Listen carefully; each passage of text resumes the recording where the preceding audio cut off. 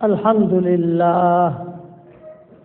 لله نحمده ونستعينه ونستغفره ونؤمن به ونتوكل عليه ونعوذ بالله من شرور أنفسنا ومن سيئات أعمالنا من يهده الله فلا مضل له ومن يضلله فلا هادي له ونشهد أن لا إله إلا الله وحده لا شريك له ونشهد أن سيدنا ومولانا محمدا عبده ورسوله صلى الله عليه وعلى آله وأصحابه وبارك وسلم تسليما كثيرا كثيرا أما بعد فأعوذ بالله من الشيطان الرجيم بسم الله الرحمن الرحيم من عمل صالحا من ذكر أو أنثى وهو مؤمن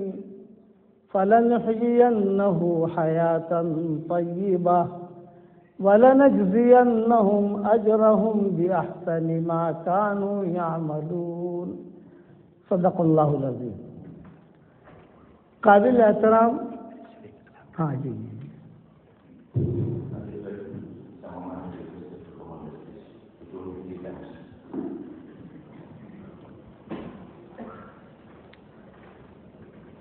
قابل احترام بھائیوں، دوست، بزرگوں، ہماری مائیں، بہنیں، بیٹیاں، بچیاں، 3 ذمہ داریاں اللہ تعالیٰ نے ہر مسلمان عاقل بالغ مرد و عورت پہ رکھی ہے. سب سے پہلی ذمہ داری یہ ہے کہ ہم اپنا دین سیکھیں. دوسری ذمہ داری یہ ہے کہ ہم اپنے دین پر چلیں. اور تیسری ذمہ داری یہ ہے کہ اپنا دین دنیا میں پھیلے، ہم اس کی کوشش میں لگے رہیں، جان سے، مال سے، قدم سے، قلم سے آدمی اپنے دین کو آگے پہنچائے. اور جو آدمی دینی مزاج کا ہوتا ہے اس کو اللہ تعالیٰ کی طرف سے شاباشیاں ملتی ہے. ہمارا مزاج دینی ہونا چاہیے. ہم انگلینڈ میں ہیں، یہاں پر اللہ نے آپ کو گجرات سے اٹھایا، پاکستان سے اٹھایا، بنگلہ دیش سے اٹھایا، اللہ یہاں لایا اور یہاں آ کر آباد ہوئے. جہاں پر بھی ہم جائیں ہمارا مزاج دینی ہونا چاہیے. ساؤتھ افریقہ میں ایک شہر ہے، اس کا نام ہے روشنی. میں جب بھی وہاں جاتا ہوں تو روشنی میں ہمارا ایک پروگرام ضرور ہوتا ہے. جب بیان کے لیے میں بیٹھتا ہوں وہاں تو میں انہیں ایک لطیفہ سناتا ہوں کہ بھی تمہارے یہاں ساؤتھ افریقہ میں روشنی ہے اور ہمارے یہاں بمبئی میں اندھیری ہے. کہ تمہارے یہاں روشنی، ہمارے یہاں بمبئی میں اندھیری. وہاں پر ایک پائلٹ صاحب ملے ہمیں، میں دینی مزاج بتا رہا ہوں. کھانے پر ساتھ تھے تو پائلٹ صاحب سے میں نے پوچھا کہ پائلٹ صاحب ہوائی جہاز لے کر کہاں جاتے ہیں آپ؟ یہ کہا جوہانسبرگ سے جاتا ہوں میں لاس اینجلس. کبھی جو ہے ہماری فلائٹ جاپان کی ہوتی ہے، ٹوکیو کی، کبھی جو ہے جرمن کی ہوتی ہے، الگ الگ ملک دیے جاتے ہیں. تو میں نے ان سے پوچھا کہ ڈاکٹر صاحب یہ لمبی فلائٹوں میں یہ پائلٹ صاحب کرتے کیا ہیں لمبی فلائٹوں میں؟ تو انہوں نے کہا مولوی صاحب میری زندگی میں دین نہیں تھا، میری بیوی کی وجہ سے میری زندگی میں دین آیا. میری بیوی دیندار تھی، عالمہ تھی، حافظہ تھی، محنت کرتی رہی، میرے گھر میں دین آیا. اب ٹیک آف کے بعد میری جیب میں چھوٹی سائز کا قرآن ہوتا ہے، میں قرآن کھول کے بیٹھ جاتا ہوں. جرمن پہنچتے پہنچتے میرے 15 پارے ہو جاتے ہیں. یہ فضاؤں کا دین. 1-2 دن وہاں آرام کرتے ہیں، دوسری فلائٹ لے کر آتے ہیں تو یہاں جوہانسبرگ پہنچتے پہنچتے 15 پارے ہو جاتے ہیں. یہ دینی مزاج. آسٹریلیا کے سمندروں میں کچھ لوگ ہمارے پاس آئے وہاں سفروں کے اندر، تو انہوں نے اپنی کارگزاری سے نہیں، میں دینی مزاج سمجھا رہا ہوں. ہم جہاں پر بھی رہیں ہمارا مزاج دینی ہونا چاہیے. میرے والد صاحب رحمۃ اللہ علیہ فرماتے تھے کہ اگر ہمارا مزاج دینی ہوگا تو جہاں پر بھی ہم جائیں گے دین کی فکر کریں گے، اور اگر مزاج میں دین نہ ہوا تو دینی مدرسوں کے اندر بھی آدمی جڑے گا. دینی مزاج نہیں ہے، اس لیے دینی مزاج کا بنانا ہی بہت ضروری ہے. اس کے لیے ماحول بنایا جاتا ہے. بچیاں قرآن حافظ ہوئی ماشاء اللہ، بہت مبارک، الحمدللہ بہت مبارک. ہم تو کہتے ہیں مبارک مبارک مبارک بحق نون و یاسین و تبارک. تو بہت اچھا ہے. بس نصیحت اتنی ہے کہ اب یہ قرآن محفوظ رہے. جس کا لینا آسان ہے لیکن اس کو سنبھالنا بہت مشکل ہے. تو یہ آسٹریلیا کے سمندروں کا میں قصہ سنا رہا تھا. تو ساتھیوں نے کہا کہ مولوی صاحب آسٹریلیا کے سمندر میں گہرائی میں ہماری ڈیوٹی لگتی ہے کسی کام کی وجہ سے. تو میں نے کہا تو کرتے کیا ہو وہاں؟ کیونکہ جو ہماری ذمہ داریاں ہوتی ہیں وہ ہم نبھاتے ہیں وہاں. میں نے آپ پوچھ لیا ابھی نماز کا کیا ہوتا ہے تمہارا؟ یہ کہ مولوی صاحب الحمدللہ ایک نماز بھی میری قضا نہیں ہوئی. خود اذان دیتا ہوں، خود نماز پڑھتا ہوں، اور کبھی کبھی 2-4 ساتھی مل جاتے ہیں تو جماعت کر کے نماز پڑھتے ہیں. یہ دینی مزاج. اس لیے اپنے دین کو آگے رکھنا، دنیا کو پیچھے رکھنا، اور اللہ تعالیٰ سے دعائیں مانگنا، اس کو شاباشیاں ملتی ہے. حضور صلی اللہ علیہ وسلم نے بلال سے کہا ہنی اللہ کا یا بلال، بلال تیرے لیے خوشخبری ہے. حالانکہ بلال جو کو قبول صورت نہیں تھے، رنگ ان کا کالا، جتنی بدصورتی کی چیزیں ہوتی ہیں سب بلال میں موجود تھی، لیکن دینی مزاج تھا. آپ صلی اللہ علیہ وسلم نے شاباشی دی، ہنی اللہ کا یا بلال، بلال تیرے لیے خوشخبری ہے. حشر کے میدان میں لوگ جو ہے پیدل چلیں گے، میں اللہ کا نبی براق پہ رہوں گا اور تو میرے آگے آگے سرخ اٹھنی پر چلے گا. اور یہ بھی کہا اذان دیتا ہوا چلے گا. یہ حضور نے فرمایا اذان دیتا ہوا. جب تو اشہد ان لا الہ الا اللہ پر پہنچے گا ابو جہل بھی کہے گا صدقت یا بلال، ابو لہب بھی کہے گا صدقت یا بلال، فانا یقبل تصدیقہم. سب کہیں گے بلال کو سچ کہہ رہا ہے، لیکن ان کا تصدیق کرنا قبول نہیں کیا جائے گا. یہ شاباشی ہے. کہیں پر شاباشی مل رہی ہے؟ مال بہت تھا کہ پاؤنڈ بہت تھے، فیکٹریاں بہت تھیں، یہ کرنا. مال کا یہ حال تھا، مل گئی تو روزی، نہ ملی تو روزہ. یہ ان کی زندگی تھی. لیکن دینی مزاج تھا. اس دینی مزاج پر حضور صلی اللہ علیہ وسلم شاباشی دے رہے ہیں. فرمایا ہنی اللہ کا یا بلال، بلال تیرے لیے خوشخبری ہے، انا اول من اقرع الباب، سب سے پہلے جنت کا دروازہ میں کھٹکھٹاؤں گا. آپ نے فرمایا. رضوان پوچھے گا من القارع، یہ جنت کا دروازہ کھٹکھٹانے والا کون ہے؟ تو میں کہوں گا محمد ابن عبداللہ ابن عبد المطلب. فوراً دروازہ کھلے گا. یہ فرمایا بلال میں سرخ اٹھنی پر رہوں گا اور اس اٹھنی کی نکیل اور لگام تیرے ہاتھ میں ہوگی. یہ درجہ دیا. اس لیے اللہ کے یہاں اگر شاباشی لینی ہو تو دنیا میں کوئی تمہیں پہچانے نہ پہچانے، گم سم دین کا کام کرتے رہو، چپ کے دین کا کام کرو، دین کا کام کرو. اللہ تعالیٰ کا ایک قانون ہے، یہ ذہن میں رکھنا، ان یعلم اللہ فی قلوبکم خیرا یؤتکم خیرا. تمہارے دلوں میں اگر خیر ہوگی اللہ تمہیں خیر دے دے گا. چاہے مرد ہو چاہے عورتیں ہوں، کہ دل میں خیر ہے اللہ خیر دے دے گا. آپ کو ایک قصہ سناؤں میں. مدینہ منورہ میں ایک تاجر تھا، اس کی بہت بڑی تجارت تھی ہیرو کی. اس کا نام تھا اسلم. کچھ نام ہماری شریعت میں ایسے ہیں جو حضور صلی اللہ علیہ وسلم نے بدلے نہیں ہیں، جیسے اسلم، زینب، یہ اوپر کے نام ہیں. یہودیوں کے وہاں سے چلے ہیں زینب، اسلم. یہ حضور صلی اللہ علیہ وسلم کو زہر دینے والی بھی زینب تھی. یہودیہ، تو حضور نے بدلے نہیں، وہ باقی رکھے، اور کچھ نام ایسے ہیں جو حضور صلی اللہ علیہ وسلم نے بدل دیے۔ تو یہ اسلم تھا، یہ یہودی تھا مدینہ منورہ میں اس پر سنا رہا ہوں کہ دل میں خیر ہوتی ہے تو اللہ بڑے بڑے کام لے لیتا ہے۔ میرے والد صاحب رحمۃ اللہ علیہ فرماتے تھے اپنے اللہ کے ساتھ معاملہ کلیئر رکھو، تو مخلوق کے ساتھ جو تمہارا معاملہ ہے وہ اللہ کلیئر کر دے گا، ٹینشن مت لو۔ یہ جاتا تھا مدینہ منورہ سے ایران تک،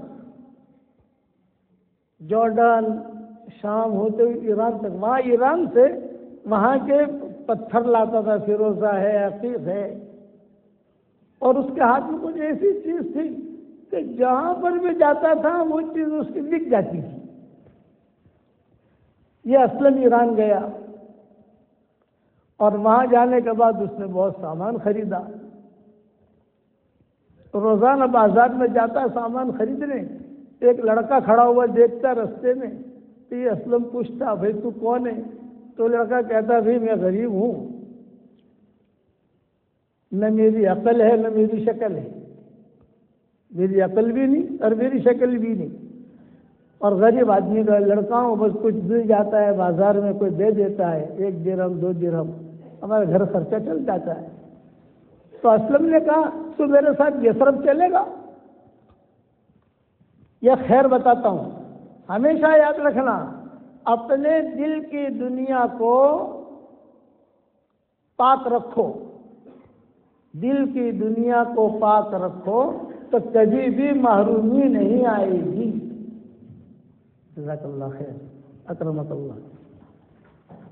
جب بھی پانی پینا ہو تو ایک چیز سیکھ لو، یا تو سورہ فاتحہ پڑھ کے دم کرو، سورہ فاتحہ نہیں پڑھ سکتا، ٹائم جاتا ہے تھوڑا بیزی آدمی، تو صرف بسم اللہ الرحمن الرحیم پڑھ کر دم کرو، تمہیں کوئی بیماری لگے گی نہیں انشاءاللہ۔ بسم اللہ الرحمن الرحیم اتنا تو آدمی پڑھ سکتا ہے۔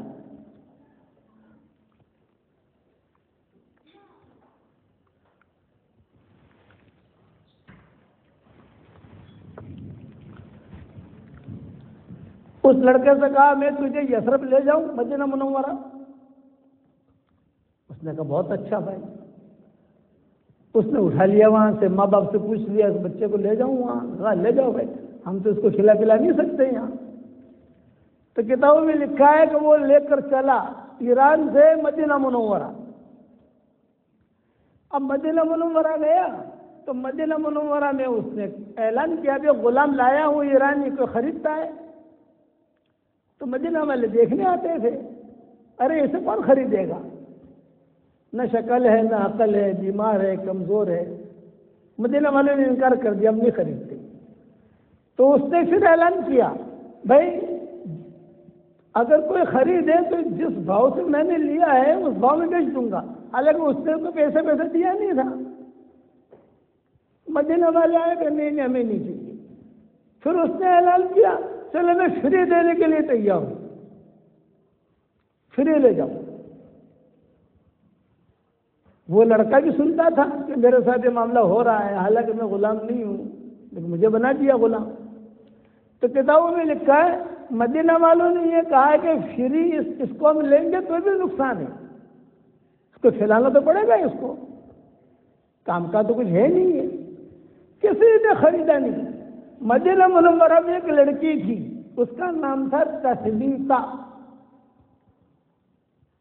تثبیتا، مالدار لڑکی تھی اور کنواری تھی۔ یہ روزانہ آتی تھی بازار کے اندر اور یہ غلام کو دیکھتی تھی، تو اس کو کہتی بھی تو کہاں کا ہے؟ تو اس نے فرمایا کہ میں تو جو یہاں ہوں، میرا سیٹ وہ ہے اسلم، اشارہ کرتا تھا۔ تو لڑکی کبھی پنیر دے دیتی، کبھی کھجور دے دیتی، کبھی پانی دے دیتی، کبھی درہم دے دیتی، کبھی دینار دے دیتی۔ یہ لڑکا بیچارہ روزانہ انتظار کرتا ہے کہ وہ تصویر آئے گی، کچھ مجھے روٹی ووٹی دے دے گی۔ ایک دن اس لڑکی نے کہا تیرا باس کون ہے؟ کہ وہ اسلم کھڑا ہے، وہ تو بلایا اس کو، ہے بیچے گا اسے تو؟ دل کی خیر، یہ میری بات یاد رکھنا، دل میں خیر ہے تو اللہ تعالیٰ خیر دے گا، اور دل میں خیر نہیں ہے تو آپ کو خیر نہیں ملے گی، اس لیے کہ دل کا معاملہ اللہ کے ساتھ ہے اور کسی کے ساتھ نہیں۔ چنانچہ اس اسلم نے کہا ہاں بھی میں بیچوں گا۔ کیا بھاؤ؟ یہ کوئی بھاؤ نہیں، فری۔ نے کہا نہیں، میں مالدار لڑکی ہوں، پیسہ دوں گی تجھ کو۔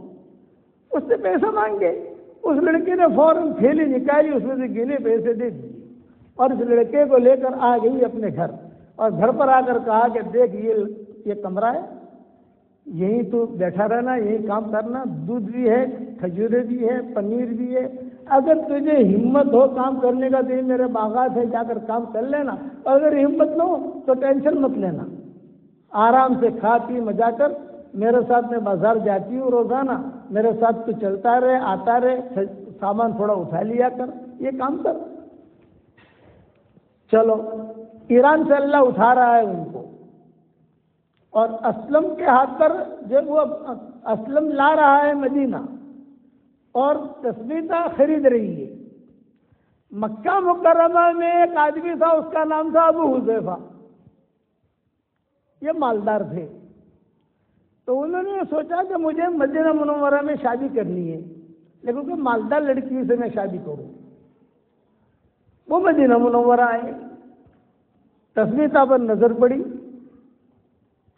کہا ہاں یہ لڑکی ٹھیک ہے۔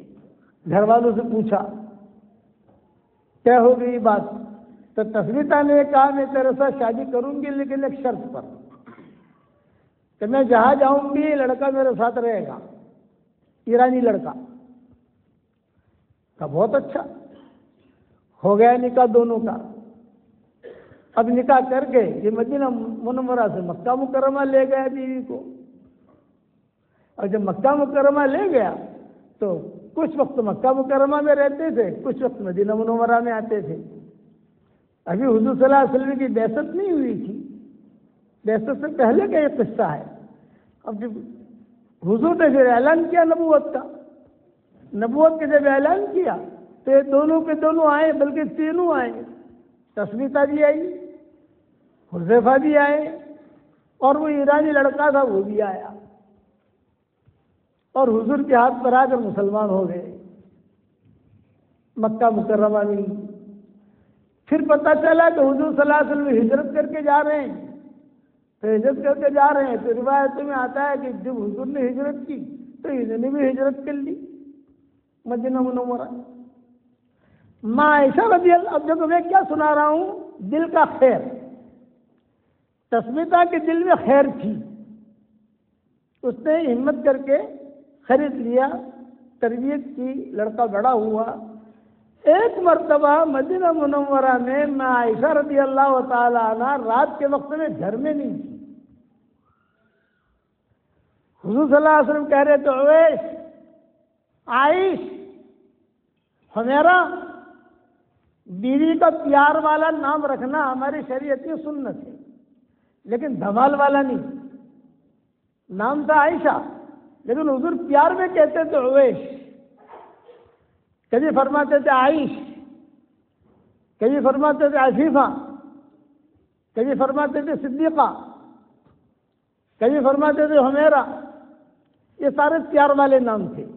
تو حضور صلی اللہ علیہ وسلم جب باری تھی حضرت عائشہ کی، تو حضور صلی اللہ علیہ وسلم کہہ رہے ہیں سونے کا وقت ہو گیا، عائشہ کہاں ہے؟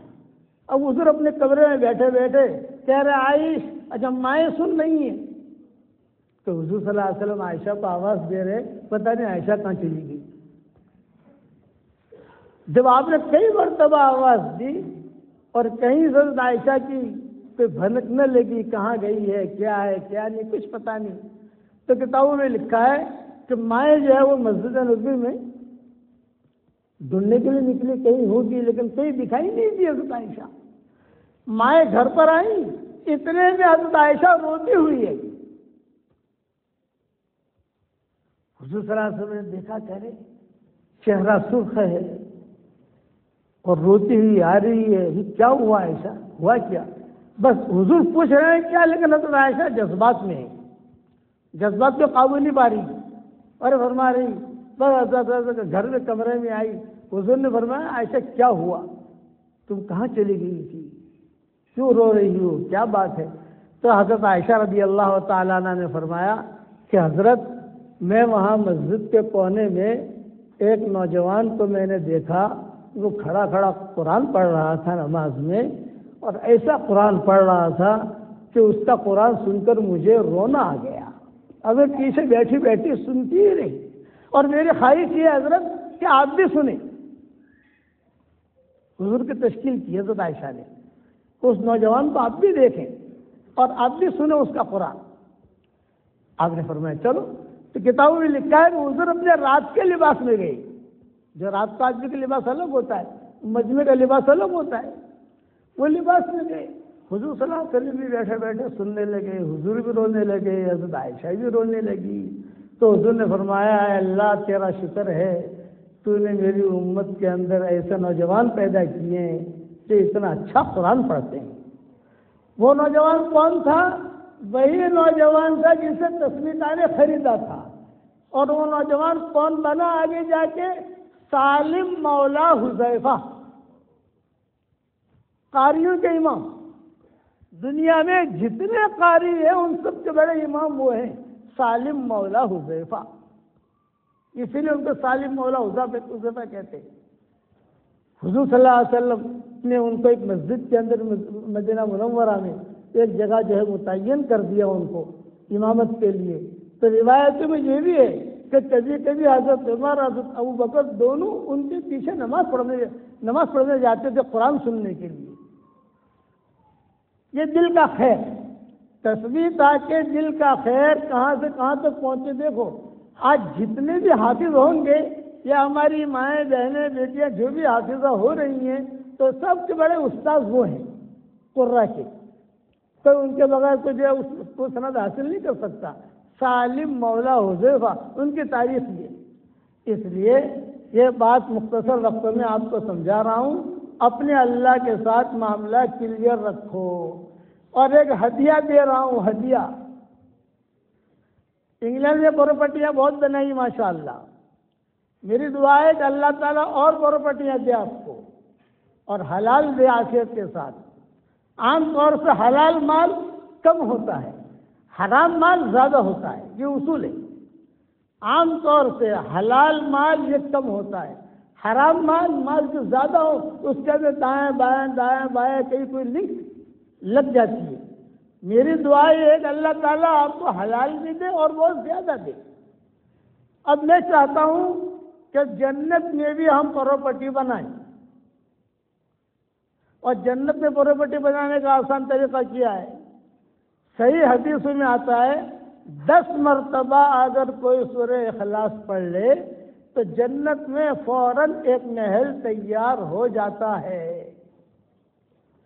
20 مرتبہ پڑھے 2 محل تیار ہو جاتے ہیں، 30 مرتبہ پڑھے 3 محل تیار ہو جاتے ہیں۔ تو آج کل ہمارا واٹس ایپ کا سبق الحمدللہ ساری دنیا میں چلتا ہے الحمدللہ، تو میرے شاگردوں کو کہتا ہوں کہ روزانہ 313 مرتبہ سورہ اخلاص پڑھنے کی عادت ڈال دو، تو روزانہ انشاءاللہ 31 بنگلے تیار ہو جائیں گے، اور کوئی انکم ٹیکس والا فون نہیں کرے گا آپ کو۔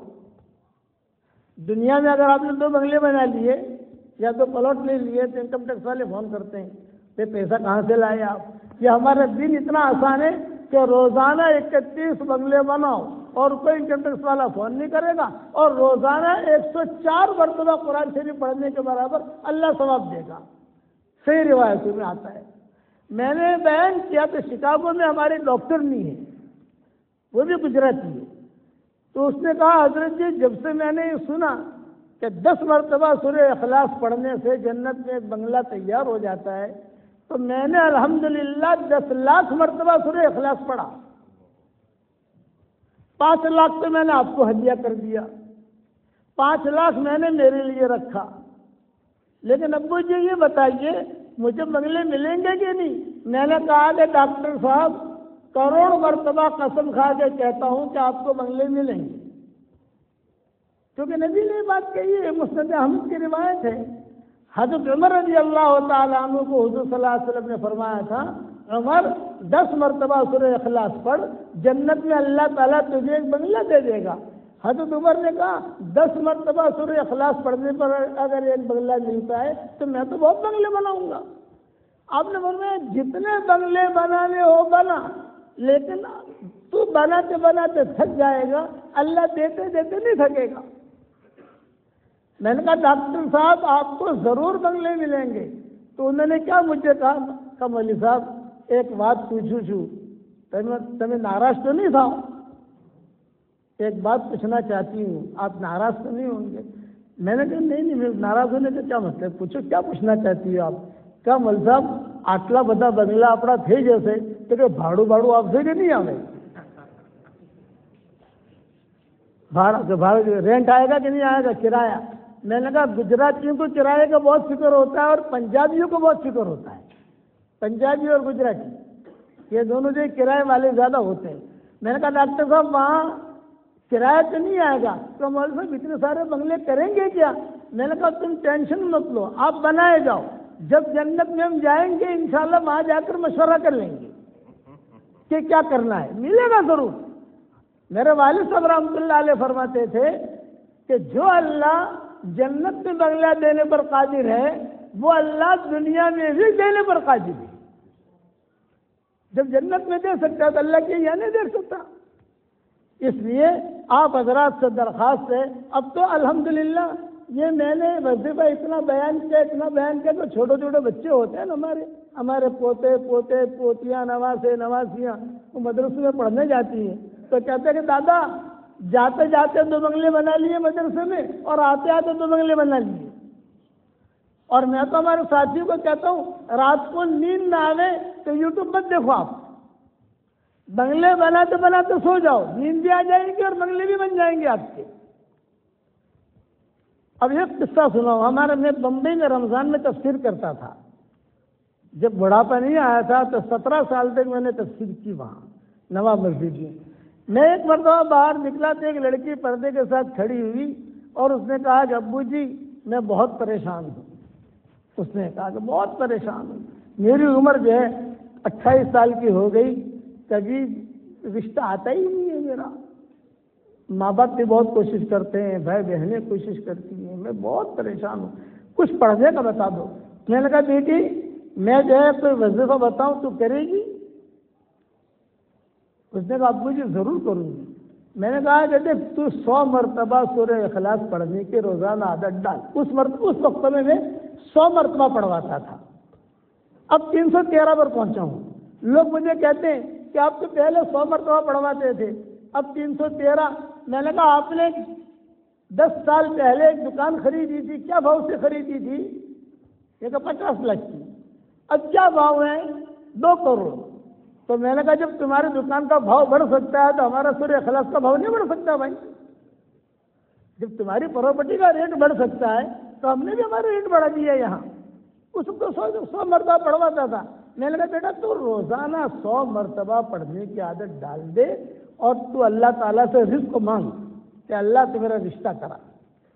خیر وہ جانے لگی تو میرے ہاتھ میں تسبیح تھی، تو یہ میری تسبیح ہے، اس کے 5 نام ہیں: جاندار، شاندار، مالدار، دیندار، ایماندار۔ ہمارا ڈابیل میں پروگرام ہوا تو ڈابیل میں جہاں پر میں جاتا ہوں تو جو وہ ہوتے ہیں اپنے یہ دورے کے طلبا، ان سب کو میری ایک ایک تصویر دیتا ہوں۔ ہمارے مفتی احمد صاحب خانپوری جب میں جاتا ہوں تو جو وہ شیخ الحدیث ہے وہاں ڈابیل کے اندر، وہ کہتے ہیں کہ آج اس سال 104 ہیں، میں 104 تصویریں دیتا ہوں ان کو بھی، یہ جاندار، شاندار، مالدار، دیندار۔ تو ایک بڑے بھی ہیں ملے ڈابیل میں، انہوں نے کہا مولانا ایماندار بھی نام رکھ دو۔ چلو میں نے کہا ایمانداری بھی رکھ دیتا ہوں۔ میں نے کہا یہ میری تصویر ہے، اس پر پڑھتے رہنا تو۔ سال ہو گیا، سال ہونے کے بعد ہم جب دوسری مرتبہ گئے وہاں نواب مسجد میں، میری تصویر لے کر یوں کھڑی ہوئی لڑکی، میں سمجھ گیا کہ وہی لڑکی ہے، برقعے میں تھی اور ایک بچہ اس کے بغل میں۔ ایک دم سے میں نے میری تصویر دی تھی، میں سمجھ گیا، میں نے کہا بیٹا خیریت سے ہے؟ پھر الحمدللہ، جاندار، شاندار، مالدار، دیندار، ایماندار۔ یہ وظیفہ میں نے کیا، اس تصویر پر کیا، اللہ نے مجھے شوہر بھی دے دیا، لڑکا بھی دے دیا، اور اللہ نے بہت مال دیا۔ میں نے کہا جب اللہ نے مال بہت دیا ہے تو اس کا اسٹاک مت کرنا، اگر اسٹاک کرے گی تو اسٹاپ ہو جائے گا، اللہ کے وہاں سے رک جائے گا۔ اسٹاک مت کرنا، تو خرچ کرتی رہنا، خرچ کرتی رہنا۔ میں نے کہا ابو جی میں ضرور کروں گی، لیکن ایک خوشخبری سنانا چاہتی ہوں۔ وہ لڑکی کہہ رہی ہے ایک خوشخبری سنانا چاہتی ہوں۔ میں نے کہا سناؤ۔ یہ کہا کہ الحمدللہ ہماری بلڈنگ میں کئی لڑکیاں جن کی شادی کا مسئلہ تھا، تو وہ مجھے کہتی تھی، اس لڑکی کا نام تھا حلیمہ، ارے حلیمہ تو اتنی اسمارٹ نہیں ہے، تیری شادی کیسے ہو گئی؟ تو میں کہتی تھی جاندار، شاندار، مالدار، دیندار، ایماندار، تصویر دکھاتی تھی، اور یہ 100 مرتبہ سورہ اخلاص کا بتاتی تھی۔ ابو جی الحمدللہ سب لڑکیوں کی شادیاں ہو گئی۔ یہ اتنا شاندار وظیفہ ہے، اس لیے یہ جنت میں پراپرٹی بناؤ، دنیا میں تو بہت بنائی۔ اب اس پر ایک حدیث کہہ کر بات ختم کرتا ہوں، صرف ایک حدیث۔ ایک صحابی تھے، ان کا نام تھا معاویہ ابن معاویہ لیثی، بہت بیمار تھے۔ صحابہ اور سارے حضور صلی اللہ علیہ وسلم تبوک گئے، اس وقت میں یہ مدینہ منورہ میں بیمار تھے، یعنی سفر کے لائق نہیں تھے۔ تو روایت میں آتا ہے کہ حضور نے چھوڑ دیا ان کو، بیمار ہیں۔ لیس علی الاعمى حرج ولا علی الأعرج حرج ولا علی المریض حرج، خیر چھوڑ دیا۔ آگے جب تبوک پہنچے تو حضرت جبریل آئے، اور حضرت جبریل نے آ کر کہا کہ حضرت وہ معاویہ ابن معاویہ لیثی انصاری کا انتقال ہو گیا ہے وہاں، تو ہم کیا کریں؟ ان کا جنازہ وہاں پڑھ لیں، ہم ان کو نہلا دیں، وہاں دفن کر دیں، یا ان کا جنازہ یہاں لے کر آئے؟ آپ نے فرمایا نہیں بھائی، جنازہ یہاں لاؤ۔ مدینہ منورہ سے تبوک 600 650 700 کلومیٹر ہے۔ سارے فرشتے ان کا جنازہ لے کر تبوک آئے۔ حضور صلی اللہ علیہ وسلم نے جنازے کی نماز پڑھی۔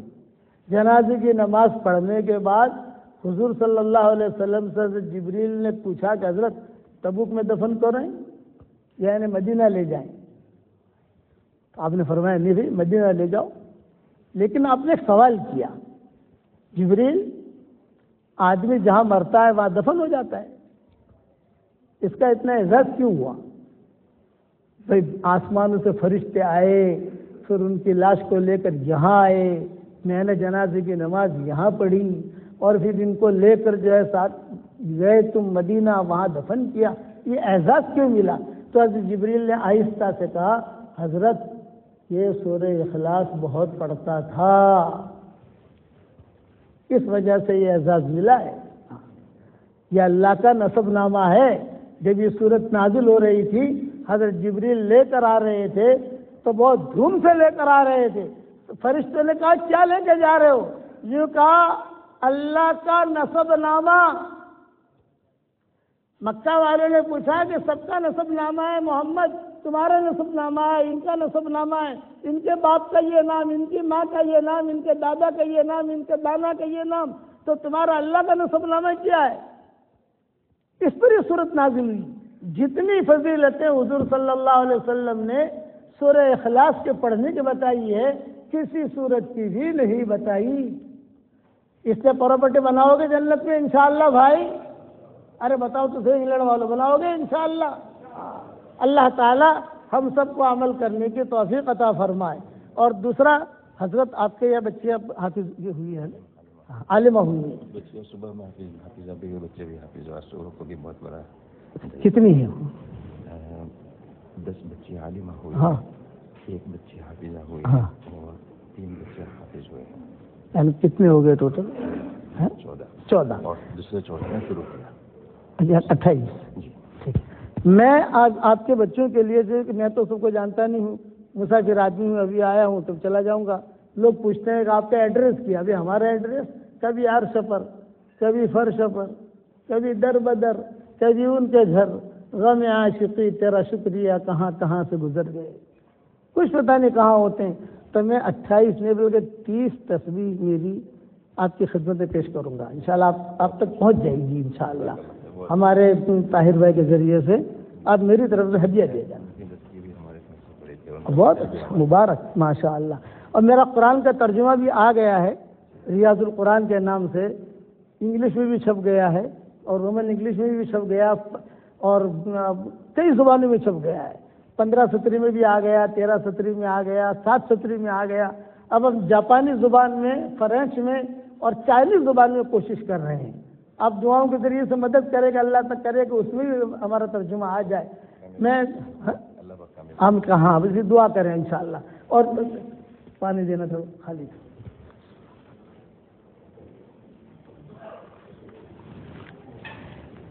اب دیکھو میں ایک کیش بزنس کرواتا ہوں آپ کو.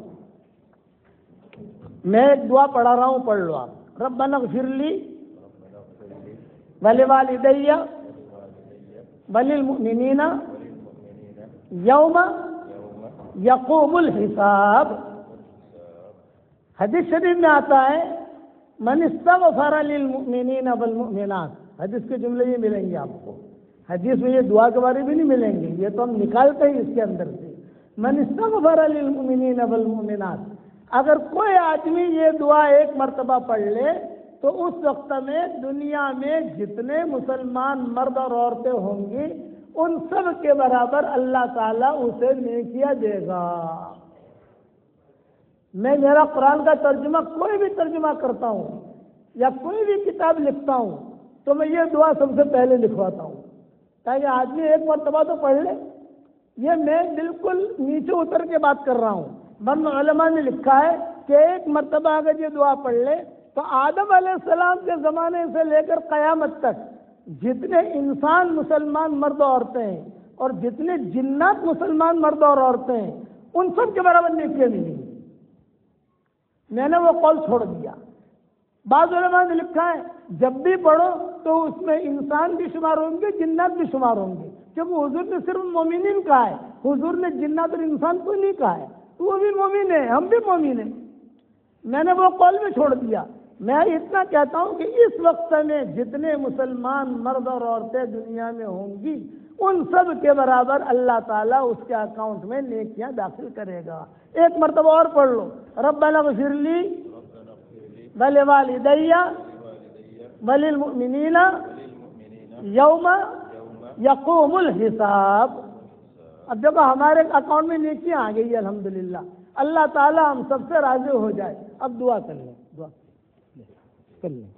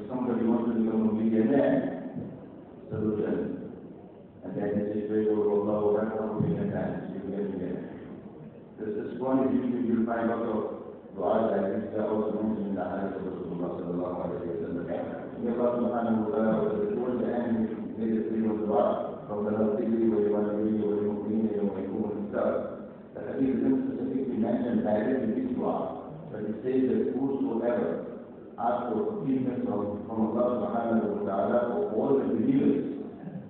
And the amount of believers there in the world, Allah Ta'ala will give you reward equal to that amount of believers at the same time.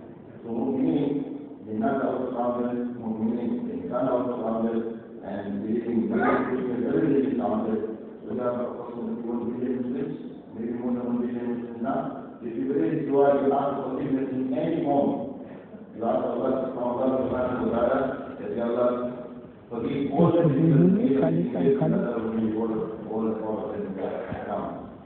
I was also in one page. The person wants to become adult. The person wants to become adult. Find out that they are all people to control the world. And that is how they are given them the controlling the world by the top people. One of the qualities of that is, you will have two qualities. One of the qualities of that is that we ask for forgiveness for believers, day and day for 40 times a day. So these are the things in our life in Allah subhanahu wa ta'ala is okay. Just like we started with the recitation of the Quran, we conclude also with the recitation of the Quran. We come on as one grand and we started off to another grand and we finish off inshallah. Therefore, I thought all of my began was completed this Quran, created what we know as welcome as this, and we let us make a voice. Another has given fine voice and another has given Quran. Please show. أعوذ بالله من الشيطان الرجيم بسم الله الرحمن الرحيم لو أنزلنا هذا القرآن على جبل لرأيته خاشعا متصدعا